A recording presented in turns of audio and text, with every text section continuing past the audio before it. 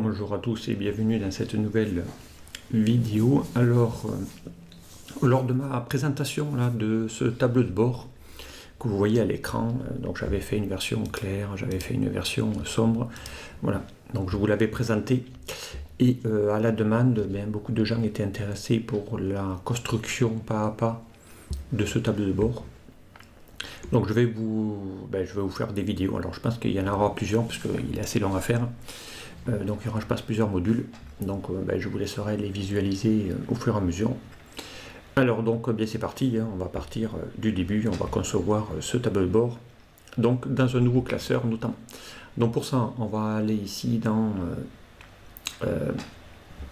ma barre d'outils d'accès rapide, créer un nouveau classeur. Ou alors CTRL-N, c'est la même chose. Ok. Alors, on va y afficher quand même tous les onglets, parce qu'on va en avoir besoin. On va afficher dans l'onglet affichage la barre de formule, parce qu'on va en avoir besoin. Donc, évidemment, première étape, avant de construire le tableau de bord, qu'est-ce qu'il nous faut? Une source, si on veut l'analyser. Donc, la source, on l'a, c'est notre base RH. Donc, ici, on va se faire un petit CTRL-A. Voilà, on a ici toute notre source, on va faire un petit CTRL-C. Et dans ce nouveau classeur qu'on vient de créer, on va aller chercher et y copier notre source. Okay. Donc on se met dans la cellule A1, on fait CTRL-V et on récupère notre source RH. Donc j'aurais pu faire une requête, évidemment, vous l'aurez compris, une requête pour query dans l'onglet données, options et données, qui est reliée à un fichier que je vais extraire de mon système IT tous les mois, tous les jours. Voilà, pour avoir une base RH dynamique, évidemment, c'est encore mieux, notamment. Allez, donc notre base RH, nous l'avons. Donc cette feuille, c'est notre source. En copiant-collant le tableau, il a récupéré son nom, base RH. D'accord, c'est notre source. Directement, et on va pouvoir ici à partir de là construire. Donc là, moi je fais souvent dans l'onglet affichage, je n'ai pas besoin de montrer de quadrillage, je montre que ma source, c'est pas plus mal. Voilà, donc ici j'ai tous mes salariés de la société. Donc pour faire une analyse, puisqu'on va créer des indicateurs de performance, on va charger cette source dans Power Pivot. Donc je vais même enlever le bouton de filtre parce que ça ne me sert pas à grand chose ici. Alors l'intérêt aussi de mettre cette source en outil tableau, bon ça j'ai déjà fait un tuto mais vous irez le voir, donc il y a beaucoup d'avantages à créer, à transformer vos sources en tableau, puisque ça vous permet de pouvoir récupérer des segments, d'exporter via des listes SharePoint, de rajouter des lignes de totaux, de donner un nom avec une plage dynamique, voilà, d'avoir accès directement aux outils TCD ou aux outils supprimer les doublons. Voilà, bon, ça a énormément d'avantages d'utiliser l'outil tableau, donc utilisez-les. Donc maintenant je vais charger cette donnée dans Power Pivot, puisque c'est dans Power Pivot qu'on va faire nos analyses et nos indicateurs. Donc pour monter une source dans Power Pivot, eh bien, vous allez dans l'onglet données. Dans l'onglet données, vous avez ici un bouton qui vous dit récupérer à partir d'un tableau ou d'une plage. Là je vais générer une requête. Donc comme je ne vais pas passer par une requête, je vais aller directement dans l'onglet Power Pivot et lui demander d'ajouter cette table au modèle de données. Donc je rappelle que Power Pivot, ça génère et ça crée des modèles de données, des data modèles, voilà, qui vont permettre de pouvoir connecter des tables entre elles. Donc on va lui demander de l'ajouter et on va cliquer sur ce bouton et automatiquement cette base RH va remonter dans Power Pivot. Il est en train de la monter d'ailleurs. Un nom d'onglet, il va donner le nom du tableau. Et nous avons ici le Power Pivot qui s'ouvre. Donc dans ce nouveau classeur, avec ici toutes nos colonnes que j'ai créées. Alors évidemment, il vous crée ici à chaque fois des dates avec des heures. Donc on va lui dire, moi je ne veux que les dates. Voilà. Donc ça c'est quelque chose qu'il fait systématiquement. On aurait pu lui demander de générer un calendrier, mais dans le cas présent, il n'y en a pas besoin. Donc ici on a bien toutes nos colonnes. Voilà. Donc à partir de là, j'ai ma source dans l'éditeur Power Pivot. Je rappelle que Power Pivot, c'est un éditeur, c'est un complément. Alors, si vous ne l'avez pas activé ou que vous n'avez pas l'onglet Power Pivot dans votre Excel ici, eh bien, je vais vous montrer comment on fait. Donc, déjà, je vais le fermer. Donc, pour obtenir Power Pivot, eh bien, il faut aller... vous mettez sur n'importe quel onglet, vous faites clic droit, personnaliser le ruban, vous allez dans complément. Une fois que vous êtes dans complément, vous allez pouvoir aller dans le bouton tout en bas gérer complément Excel et aller chercher les compléments.com. Et une fois que vous avez les compléments.com, vous allez cliquer sur le bouton atteindre. Et là, normalement, vous devriez avoir, si ça a été bien installé par votre IT, le Power Map et Power Pivot. Donc il suffit de les cocher. Voilà. Et une fois que vous avez coché ces deux boutons, vous faites OK. Et là, normalement, il devrait y avoir un onglet Power Pivot qui va apparaître. Et si vous avez coché Power Map, eh bien, dans l'onglet Insertion, vous allez avoir ici la carte 3D Map qui va apparaître. Voilà, c'est tout. Et puis Power Query, je vous rappelle que depuis 2013, il est intégré directement dans votre Excel, dans l'onglet Données, récupérer, transformer les données. On est bien ici dans l'éditeur Power Query. Donc ça fait les trois produits de la BI. Je rappelle que dans BI Desktop, vous avez Power Query, Power Map et Power Pivot qui est intégré. Et bien dans Excel, c'est trois modules. Vous avez un module Power Pivot pour avoir tout ce qui est tableau croisé dynamique. Vous avez un module Power Query qui permet d'accéder aux requêtes. Et vous avez donc dans l'onglet Insertion le Power Map qui vous permet ici de pouvoir accéder directement dans la source. Ok. Allez. Alors, bon, je vais demander de faire. Voilà. Ici, je ne vais pas faire de filtre. Voilà, je vais lui demander d'aller créer un serveur, mais je ne vais pas me créer un serveur. Voilà, et on ne veut pas de bouton de filtre. Voilà, donc ici, notre source, elle est faite. Donc, on va faire un petit fichier enregistré sous pour ne pas perdre notre travail. Donc, ça, c'est important. Alors, on va aller lui demander de mettre ça sur le bureau. On va l'appeler tableau de bord RH. Voilà, comme l'autre. Et on va l'appeler, voilà. Voilà. Allez, étude de cas.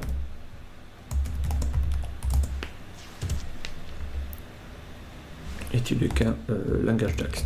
On va mettre langage DAX puisque vous allez voir qu'on va utiliser quand même quelques petites formules DAX. Donc je rappelle, les formules DAX, c'est un langage propre à la BI. Voilà, ça vous permet d'accéder à des formules beaucoup plus puissantes que ne vous le permettent les formules Excel. Et donc il faut vraiment les utiliser puisque vous avez maintenant un Power Pivot dans Excel depuis déjà de nombreuses années. Et je vous rappelle que dans Power Pivot, vous pouvez dans le cube, puisqu'on appelle ça aussi le cube Power Pivot, vous avez donc la possibilité de charger dans ce cube des millions et des millions de lignes. Voilà, donc vous pouvez analyser des gros volumes de données, ce qu'on appelle des métadonnées aujourd'hui dans Excel, alors que vous êtes limité sur une feuille à 1 million de lignes notamment. Okay. Donc à partir de là, on va pouvoir maintenant commencer à créer nos indicateurs principaux. D'accord. Donc on va aller voir ici comment on fait. Alors pour nous aider, eh bien, on va essayer de créer une feuille ici. On va l'appeler exemple par exemple. Et on va essayer ici de récupérer eh bien, l'exemple du tableau de bord, parce qu'on va s'aider du tableau de bord qu'on a fait. Donc on va aller dans l'onglet insertion. On va lui demander de créer une capture. Ici, hop, capture d'écran. Voilà, comme ça on va récupérer le tableau de bord. L'exemple du tableau de bord qu'on veut générer, comme ça on aura ici l'exemple. Voilà. Et puis on va renier un petit peu l'image puisqu'on a dit qu'on ne voulait pas tout, donc on va renier cette zone là, on n'en a pas besoin. Voilà, on va renier cette zone là, on n'en a pas besoin, et normalement voilà, et comme ça on fait renier. Voilà, on ne garde que l'image dont on a besoin. Voilà, ici on veut vraiment reproduire exactement la même chose que ça. Voilà, déjà ici, voilà, ça c'est notre exemple, et puis on va évidemment construire notre dans ce tableau. Allez, on va commencer. Donc, une fois qu'on a nos sources chargées dans le cube Power Pivot, donc on peut déjà commencer à créer des mesures dynamiques directement ici dans Power Pivot. Alors, vous pouvez le créer à partir d'ici, nouvelle mesure. Personnellement, je préfère le créer dans le cube directement, parce que c'est plus pratique, notamment pour construire vos mesures. Donc, pour cela, eh bien, on va aller rentrer dans le cube. Et on va essayer de récupérer, voilà, la source. Allez, donc pour ça, eh bien, c'est parti. Donc, vous avez dans Power Pivot, petite présentation pour ceux qui ne connaissent pas, deux zones. Une zone où vous avez au-dessus, vous avez une grosse ligne grise, vous voyez, qui sépare l'écran en deux, que vous pouvez évidemment ajuster ou pas. Voilà. Cette zone au-dessus, c'est vos sources. Et la zone en bas de ce trait vertical horizontal, c'est votre zone de calcul. Donc si vous ne l'avez pas, il suffit d'aller cliquer sur le dernier bouton qui s'appelle zone de calcul et il va vous rajouter cette ligne pour pouvoir avoir des cellules à l'intérieur et pour construire vos mesures. Okay. Allez, donc eh bien, on peut déjà commencer à construire nos indicateurs. Donc il va nous falloir eh bien, avoir ici cet indicateur qui permet d'avoir ici notre masse salariale, notamment ici le nombre de salariés, le nombre de services et ensuite l'âge moyen. Donc on va aller voir ici comment on calcule tout ça. Alors après on peut se mettre dans n'importe quelle colonne, peu importe. Moi je vais me mettre ici dans la colonne ici. Alors vous pouvez vous laisser aussi quelques lignes vides, peu importe. Donc pour créer une mesure dans Power Pivot, vous cliquez sur une de ces cellules vides dans cette zone de calcul là, notamment, et on va dans la barre de formule. Alors l'avantage de la barre de formule, c'est comme dans Excel, elle peut s'étendre, mais en plus de ça, elle peut zoomer. Donc si vous faites un petit contrôle molette, vous pouvez zoomer le caractère. Ici je tape une lettre, vous allez voir, je peux zoomer la lettre, donc ça vous permet de pouvoir taper une mesure beaucoup plus grosse que vous ne le faites sur Excel. Alors, zoomer dans une barre de formule Excel n'est pas possible, mais dans la BI, aussi bien desktop que Power Pivot, cela est possible. Donc on va créer notre mesure. Donc pour créer une mesure, il faut déjà lui donner un nom. Donc on va l'appeler masse salariale. Donc vous lui donnez un nom, masse salariale. Deux points égales. Donc tout ce qui est le devant, le deux points égales, c'est le nom de votre mesure. Tout ce qui est derrière le deux points égales, c'est le calcul. Donc nous on va faire la somme de la colonne des salaires qui se trouve ici. Donc pour ça, eh bien, on va chercher la formule DAX qui permet d'additionner, la formule SUM, on ouvre la parenthèse, il va vous demander le column name, eh bien, le nom de la colonne que tu dois additionner, c'est ma colonne salaire. Voilà, je vais chercher la colonne. Donc dans la table de la base RH, tu vas chercher la colonne qui s'appelle salaire. Donc je vous rappelle que les formules DAX utilisent le langage des outils tableau. Tout ce qui est entre crochets, c'est le nom d'une colonne. Tout ce qui est devant le crochet, c'est le nom de la table. D'accord. Et vous verrez qu'une fois qu'on aura créé une mesure, elle va se mettre aussi entre crochets, puisque c'est le nom aussi d'une mesure. Donc on y va. On valide. Donc là, il vous a créé une mesure qui s'appelle masse salariale avec la somme de cette colonne. Donc une mesure, dès qu'on l'a créée, deuxième chose à faire de suite, c'est la formater. Donc on sait que ça doit être de la monnaie. Donc on va le mettre au format monétaire pour avoir le séparateur de milieu. Et on n'est pas à des décimales près. Voilà. Donc l'avantage, c'est qu'une fois qu'elle est créée, cette mesure, elle va vous permettre ici de pouvoir générer tout ça. Ok, allez, on va passer à la suivante. Donc on a dit qu'il nous fallait aussi le nombre de salariés. Donc on va cliquer en dessous, on va la mettre dessous. On va zoomer la barre de formule, on va l'appeler NB salarié, deux points égales. Et là, pour compter le nombre de salariés, ben c'est simple, il suffit de compter le nombre de lignes qu'il y a dans cette table, sachant qu'une ligne est un salarié. Donc, on va lui demander d'aller chercher un count rows. Count rows, ça compte le nombre de lignes dans une table, c'est exactement ce qu'il me faut. Contrôle de quoi? Il vous demande juste le nom de la table. Et bien ma table, elle s'appelle base RH. Voilà, j'ai plus qu'à fermer la parenthèse et je valide. Et là, j'ai mon nombre de salariés. Alors pareil, on va lui mettre un séparateur de maillier au cas où je dépasse les 1000 salariés. Et évidemment, il n'y a pas de virgule salarié. On met ça sans décimale. Ensuite, le nombre de services. Donc je veux savoir ici, créer un indicateur pour savoir combien j'ai de services dans cette société. Donc là, évidemment, je ne peux pas compter toutes les lignes de cette colonne, mais il va falloir lui demander de compter la valeur unique qu'il y a dans cette colonne-là qui s'appelle service. Donc pour ça, vous avez une super formule en DAX qui s'appelle, donc on va le voir juste après, donc ici on va l'appeler NB service, ce coup-ci, 2 points égales. Et là, vous avez une expression DAX qui s'appelle distant count. Donc, compte le nombre de valeurs distinctes dans une colonne. Donc, distant count, qu'est-ce qu'elle a besoin? D'une colonne. Et la colonne, il faut qu'il le fasse sur le service. Voilà. On ferme la parenthèse et on valide. Et là, il va vous dire que vous avez 11 services dans la société. Donc, si je vais ici dans ma liste déroulante, vous allez voir qu'on va bien retrouver ici 1, 2, 3, 4, 5, 6, après la direction, 7, 8, 9, 10, 11, voilà, le RH étant le 11e, donc on a bien 11 services différents dans cette société. Donc on a bien ici nos mesures qui viennent de se calculer. Voilà, donc on a déjà nos 3 mesures principales. Ensuite, il va nous falloir aussi notre âge moyen, d'accord? C'est ce qu'on voulait aussi dans notre indicateur. Directement. Mais pour calculer l'âge moyen, il nous faut une colonne avec l'âge du salarié, qu'on n'a pas dans notre source. Donc on va la créer tout simplement. Donc là on va créer une colonne, donc là ce ne sera plus une mesure, mais c'est ajouter une colonne. Donc je vous rappelle que dans Power Pivot, dès que vous créez une table, vous avez toujours la possibilité de créer une nouvelle colonne. Donc là vous pouvez mettre n'importe où, vous pouvez mettre dans n'importe quelle ligne, peu importe. Donc moi j'ai besoin de calculer l'âge du salarié à partir de sa date de naissance. Donc vous l'avez aussi dans Excel. C'est simple.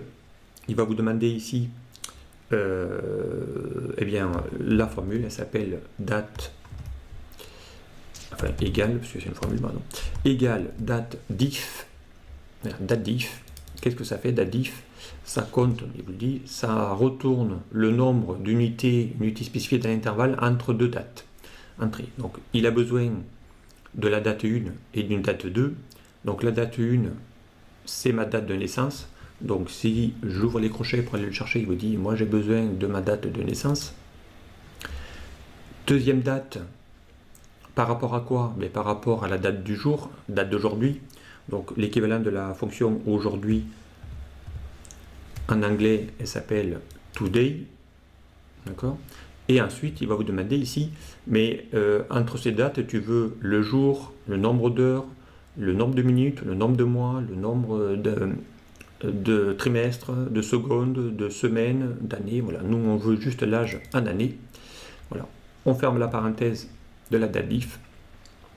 Et là, il va nous calculer l'âge de chacun des salariés dans cette nouvelle colonne. Combien de calculer. Et évidemment ici, on va renommer cette en-tête en faisant un double clic et on va taper âge. Voilà, donc on vient d'avoir ici une nouvelle colonne qui calcule l'âge. D'accord? Voilà, donc ça se fait automatiquement, c'est assez pratique. Alors maintenant, il va nous falloir calculer l'âge moyen. Maintenant, je peux que j'ai mon âge ici, je vais pouvoir me calculer l'âge moyen.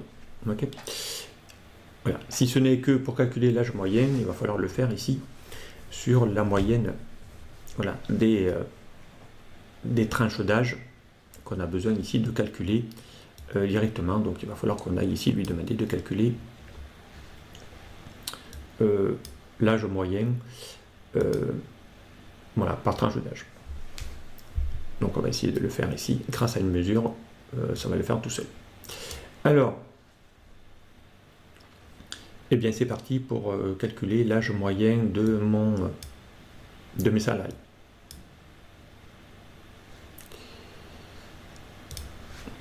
Alors, eh bien c'est parti. Donc là, du coup, il va nous falloir d'abord calculer mes tranches d'âge pour le faire via mes âges. Donc ici, il va falloir qu'on aille maintenant lui calculer. Là, ça pourrait servir ça pour faire notamment votre pyramide des âges. Voilà, si vous voulez créer votre pyramide des âges. Donc là, c'est le petit indicateur là qu'on avait derrière qui permet de voir ici. Comme ça va vous permettre ici, parce qu'on va retrouver le même chiffre au final. Ici, si j'arrive à le déplacer, voilà. Donc l'âge moyen, on va le retrouver ici dans ce visuel, et on a besoin pour ça, pour l'âge moyen, de calculer mes tranches d'âge. Voilà, inférieur à 20 ans, entre 21 et 30 ans, entre 31 et 40 ans, et ainsi de suite, et au-delà. Donc tout ça, on va le créer. Donc pour ça, il nous faut une colonne, évidemment. Ici, on va calculer nos tranches d'âge. Alors, on va se mettre ici notre formule. Donc égal. Donc là, il va falloir faire des si imbriqués. Voilà, conditionné. Donc, soit vous faites des si imbriqués en faisant des si alors sinon, si alors sinon, si alors sinon. Je vous rappelle que maintenant, avec les dernières versions d'Excel, vous avez une formule qui s'appelle si point condition et vous les mettez les unes derrière les autres. En VBA, l'équivalent c'est le select case. Et bien, vous allez voir qu'en DAX, il a sa propre fonction et elle s'appelle switch. Retourne différents résultats en fonction d'une valeur d'une expression. Donc switch quoi? On va faire mage entrée pour faire ça sur une deuxième colonne. On va même agrandir un petit peu si on y arrive. Voilà, à tirer la barre de formule. Voilà, et ici on va pouvoir mettre nos conditions. Alors le switch, ça fonctionne avec quoi? Il a besoin d'une expression. Donc l'expression, ça va être si c'est vrai, puisqu'on va lui mettre une condition. Si c'est vrai, eh bien tu vas faire ta valeur 1, ta valeur 2. Donc le switch va toujours avec un trou, notamment. Donc on y va. Donc nous, le test, ou la valeur qu'il doit tester, c'est qui? La condition, en gros, hein, ici c'est la condition, et puis le résultat, on lui mettra en face. Donc là, on peut faire valeur 1, après il va vous proposer une valeur 2, 3, 4, 5, 6, et ainsi de suite.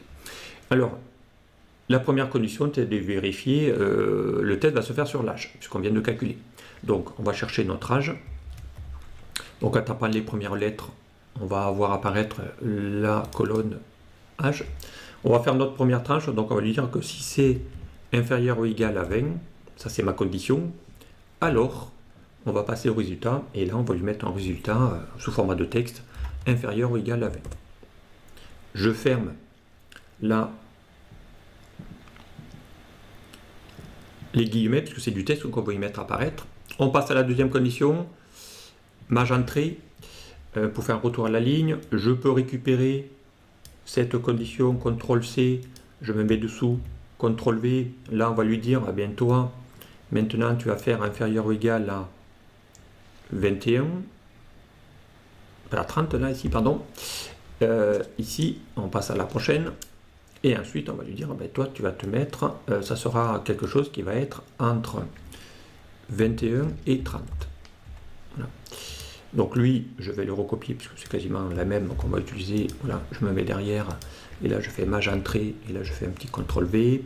On va faire l'autre. Donc là maintenant on va passer à 40. Si tu es inférieur à 40, eh bien ici ça sera 31 à 40. D'accord. Mage entrée, CTRL V. Donc là on va passer maintenant à 50. Donc si tu as plus de 41 ans jusqu'à 50. On continue. Mage entrée, CTRL V. On va passer à 60. Donc là, ça va être 51 jusqu'à 60.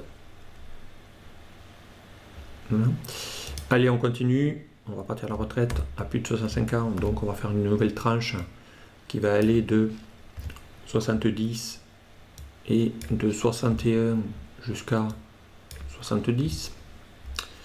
Et la dernière condition, c'est le fameux else. On le voit ici, on est maintenant sur le else. Eh bien, si c'est pas parmi tous ces cas, eh bien, on va lui dire, ça sera 71 et plus. 71, pardon. 71 plus. Voilà. Et on ferme les guillemets. Et on ferme surtout la parenthèse de mon switch. Voilà. Donc là, si je prends ma petite formule et que je l'agrandis et que je réduis un peu, voilà, ici on a bien toutes nos conditions avec nos tranches. Voilà, et quand je vais valider, ici, hop, il va vous le calculer, voilà, automatiquement. Voilà, donc on va vérifier, mais 58 ans, il est bien entre 51 et 60. 45, il est bien entre 41 et 60. On va essayer d'en prendre un plus jeune, j'en sais rien. On va essayer de redescendre si je trouve des plus jeunes. Voilà, 36, il est bien entre la tranche 31 et 40. Donc ça a l'air de fonctionner. Donc cette colonne, évidemment, on va la renommer tranche âge. Voilà. Et on a ici une nouvelle colonne qu'on vient de calculer. Et maintenant, ça va nous permettre ici de pouvoir calculer nos tranches d'âge, l'âge moyen, voilà, par tranche d'âge.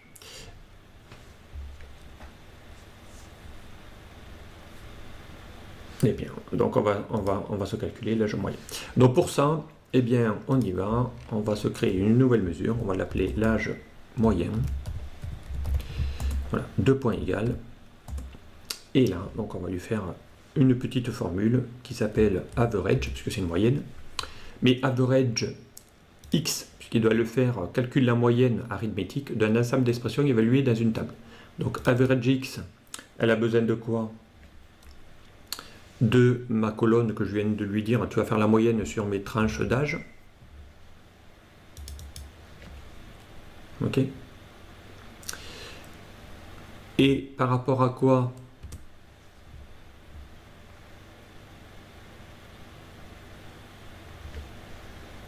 Alors sur ma tranche d'âge, mais ici il attend la table, évidemment, ici la table c'est ma base RH. Alors attention, là ici il vous dit qu'une table, là il vous dit que quand je valide, que je me prends là il ne comprend plus. Donc attention, il va falloir lui dire de l'ensemble de cette table, de cette colonne. Donc ici il faut lui rajouter le all pour avoir ici une table dans sa globalité, pas cellule par cellule, mais hop, toute la table. Voilà. Et l'expression maintenant, on va lui dire ben, sur le nombre de salariés. C'est-à-dire il faut qu'il le ramène sur le nombre de salariés pour aller calculer mes tranches. Donc ici, on va l'appeler NB, on va récupérer la formule qu'on vient de calculer, puisque je me rappelle, c'est la part de quelque chose sur l'individualité. Donc, je calcule, et là, il va vous calculer l'âge moyen. Voilà, 47,30. Bon, hop, ça, on va lui demander de mettre ça en nombre entier. On va même le mettre en nombre entier. Voilà. Voilà, ici, on a l'âge moyen par rapport au nombre de salariés et par rapport ici à ma formule average. Ok. Alors je rappelle que on peut aussi calculer ici en mettant des commentaires. Donc calcul de l'âge moyen des âge moyen par tranche d'âge sur le nombre de salariés.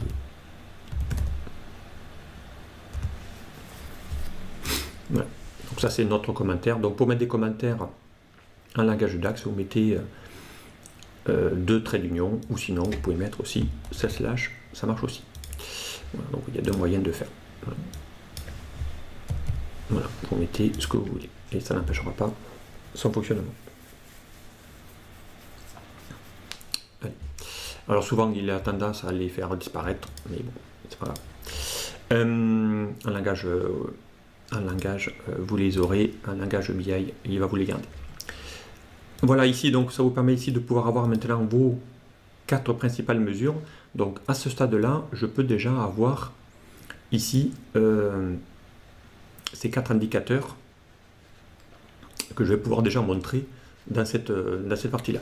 Donc pour ça, eh bien, il va nous falloir rajouter ça, rajouter ces indicateurs dans une nouvelle feuille, parce qu'après on va s'en servir pour construire notre tableau de bord. Donc on va créer un petit tableau croisé dynamique. Dans une nouvelle feuille, c'est exactement ce qu'il me faut. Voilà. Voilà. Et ici, on va lui mettre, donc ici vous avez dans tous votre base RH et vous avez vos colonnes, plus les 2 qu'on vient de calculer, et évidemment vous avez ici vos 4 mesures. Donc là on va lui demander de descendre celle-là, de rajouter celle-là, de rajouter celle-là, et de rajouter celle-là. Donc là on a bien nos 4 mesures dans un seul et même TCD. D'ailleurs, ce TCD, une fois qu'il a été fait, deuxième chose à faire, on va lui éviter d'ajuster automatiquement les colonnes. Ça, c'est quelque chose qu'il ne faut surtout pas faire. Et ici, on va l'appeler TCD KPI principaux.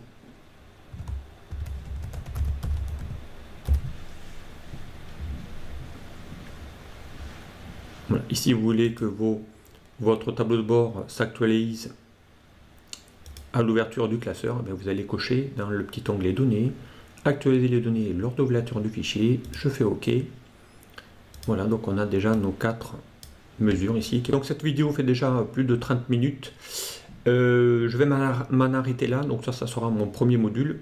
Donc là, vous avez déjà ici récupéré donc une source qu'on a chargée grâce à l'onglet Power Pivot ajouté dans le modèle. Du coup, ça nous ramène ici notre source dans notre modèle de données qu'on aurait pu, si on avait une deuxième table, créer ce qu'on appelle des modèles de données. Voilà, ici j'aurais pu aller relier une table avec une autre, ainsi de suite, ainsi de suite. Voilà, vous avez la vue diagramme. Nous, on est resté à la vue données.